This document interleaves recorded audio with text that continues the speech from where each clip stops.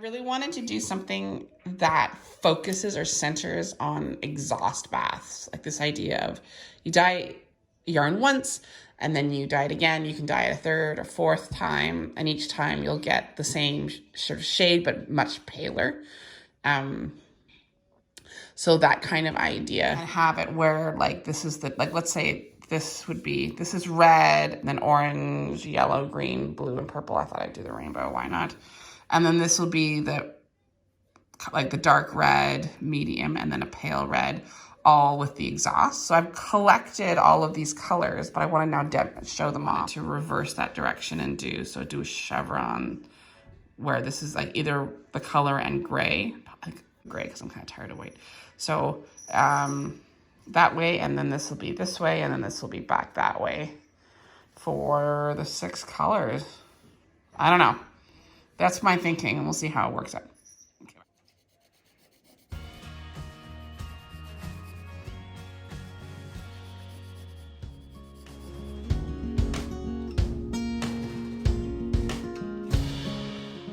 So it probably took me about a year in and out of dyeing projects to come together with all of the colors. And then once I had all the colors, I warped up my loom for the project ahead. Now here's where I started to realize that if I'm going to make bigger projects, I'm going to need a bigger loom. This is sort of maxed out the size of project that this loom could do. So I had to cut down a little bit.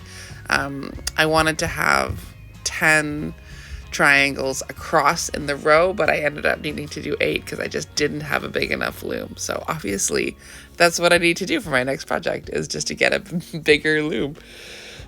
So one of the things I've been experimenting with too is doing a few different colors in the warp. This is very traditional for this area of the world.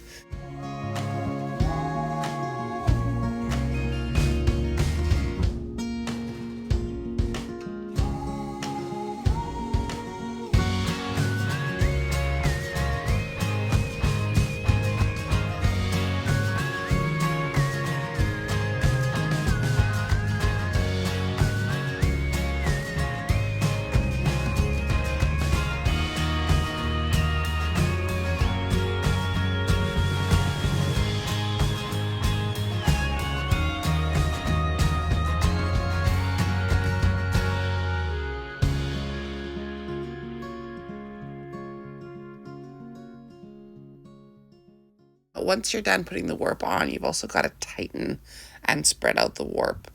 For this type of loom, it doesn't have set spaces like a lot of other tapestry looms do.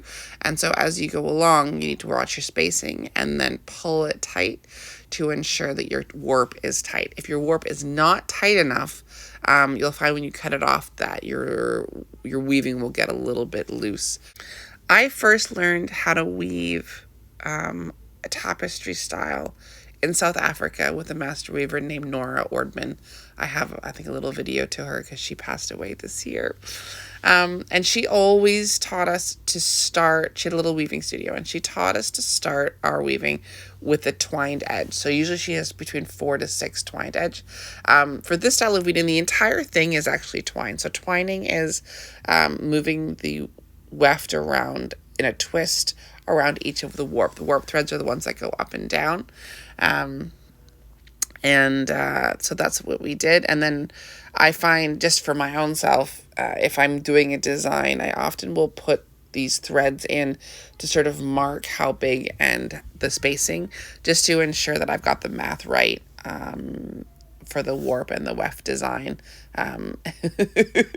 There's a lot of math in weaving, which is, I think, why when I meet older weavers, they often have, it seems like they have got quite a sharp mind. I think that the math involved keeps your brain young, just like anything else. If you do chess or you do bridge or you do something, that helps move your brain muscles around.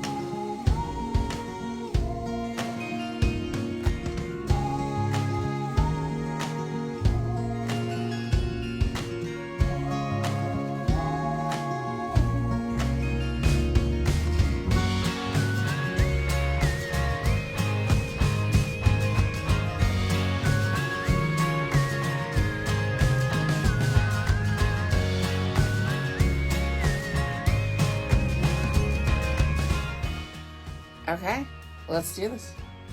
We're gonna spin it. And then we're gonna cut it off.